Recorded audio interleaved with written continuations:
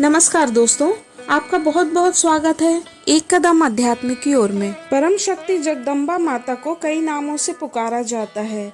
नवरात्रि में माँ दुर्गा की विभिन्न रूपों की पूजा की जाती है और इन 9 दिनों में उनके भक्त अपनी आराध्य देवी की अपने सामर्थ्य अनुसार साधना आराधना करते हैं और माता को प्रसन्न करते हैं।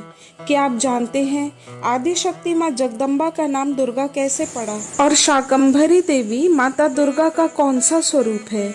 आइए जानते हैं इनके बारे में।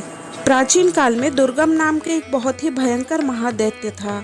वह दुष्ट राक्षस रुरु का पुत्र था। देवताओं का बल वेद है।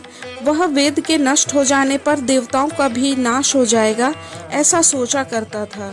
देवताओं को हराकर समस्त विश्व में तीनों लोकों में राज करना चाहता था। उसने सोचा यदि वेदों का ज्ञान मुझ में आ जाए और देवताओं को यज्ञ हवन आदि से भोजन ना मिले तो वह निर्बल हो जाएंगे। इसलिए उसने कठोर तपस्या करने का विचार किया। वह हिमालय पर्वत पर गया और वहां ब्रह्मा जी का ध्यान करके केवल वायु पीकर 1000 वर्ष तक कठोर तपस्या की।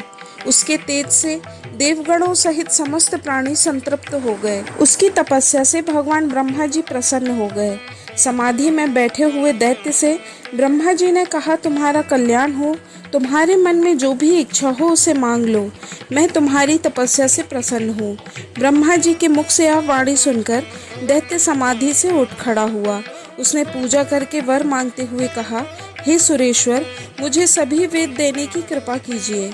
साथ ही तीनों लोकों में ब्राह्मण और देवताओं के पास जो जो भी मंत्र हैं वह भी मुझे दे दीजिए और मुझे इतनी शक्ति दीजिए कि मैं देवताओं को पराजित कर सकूं।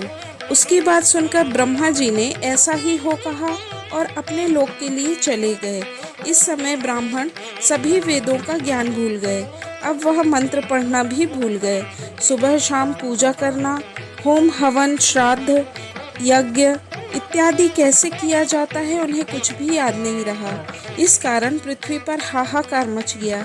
ब्राह्मण आपस में कहने लगे, यह क्या हो रहा है? हम ऐसी स्थिति में क्या करें?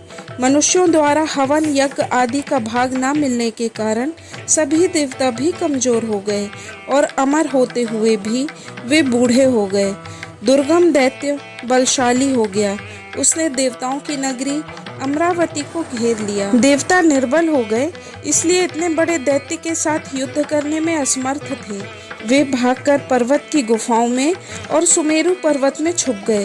परम शक्ति स्वरूपा जगदम्बा का ध्यान करते हुए वहीं रहने लगे। अग्नि में हवन आदि ना होने के कारण वर्षा भी बंद हो गई। वर्षा के अभाव में पृथ्वी सूख गई और सभी नदियां, तालाब, बावलियां भी सूख गए। ऐसी स्थिति 100 वर्षों तक बनी रही। इस कारण मनुष्य, गाय, भैंस आदि पशु मर गए। घर घर में मनुष्यों के शव के ढेर लग गए। यह अनर्थ देखकर ब्राह्मणों ने कल्याण स्वरूपा जगदम्बा की आराधना शुरू की। कुछ ने समाधि, ध्यान और पूजा के द्वारा भगवती को निरंतर प्रसन्न करने में लगे रहे। वे निराहार रहते हुए भगवती जगदम्बा के चरणों में चित्त लगाकर उनकी शरण में ही पड़े रहे। उनसे प्रार्थना करने लगे, हे महेश्वरी, हम असहाय जनों पर दया कीजिए। हे अंबिका, समस्त अपराधों से युक्त हम लोगों पर कृपा कीजिए। हे देवी, आप सब जानती हैं, इस घोर संकट से हमारा उद्धार कीजिए। इस तरह बार बार उन्हें प्रणाम करने लगे। उन्हें नमस्कार करके देवी की प्रार्थना करते रहे। ब्राह्मणों की इस प्रकार से प्रार्थना सुनकर देवी दुर्गा वहां प्रकट हुई। उनका रूप काली काजल के समान था। नील कमल के समान विशाल नेत्र थे। उन्होंने हाथों में धनुष बाण, कमल, पुष्प, जड़, फल, शाक सब्जियां धारण किए हुए थे। करोड़ों सूर्य के समान प्रकाशमान उनका रूप था। उन्होंने अपने अनंत नेत्र प्रकट किए और आंखों से जलधाराएं गिराने लगी। उनके नेत्रों से निकले हुए जल से 9 रातों तक महान वर्षा होती रही। समाज सभी प्राणियों के दुख को देखकर भगवती अपने नेत्रों से आंसू गिराती रही। उसे बारिश से नदियां, समुद्र, तालाब जलों से भर गए। इसके बाद सभी देवता और ब्राह्मण देवी की स्तुति करने लगे। तब माता भगवती ने उन्हें खाने के लिए अपने हाथ से स्वादिष्ट दिव्य शाक सब्जियां, फल फूल प्रदान किए। हाथों में शाक सब्जियां और फल फूल धारण करने वाली देवी का नाम शाकंभरी पड़ गया। देवी की इस प्रकार की महिमा देखकर दुर्गम दैत्य के दूत ने उसे जाकर सब कुछ बता दिया। तब दुर्गम 1000 अक्षौहिणी सेना लेकर देवी से युद्ध करने के लिए चल पड़ा।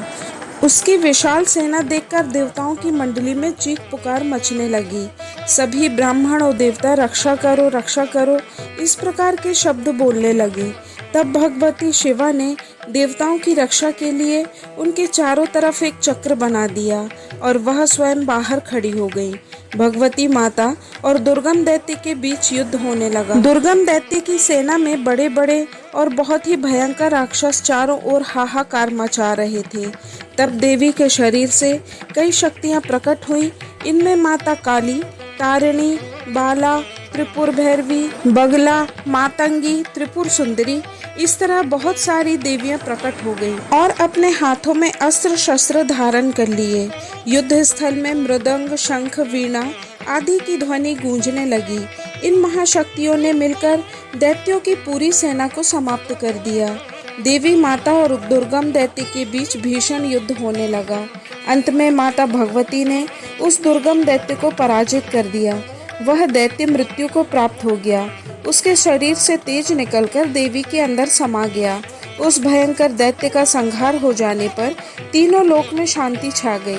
इसके बाद ब्रह्मा, विष्णु और महेश आदि अन्य सभी देवताओं ने भक्ति पूर्वक माता जगदम्बिका की स्तुति करने लगे। देवी माता की कई प्रकार से पूजा अर्चना की, उन्हें भोग लगाया।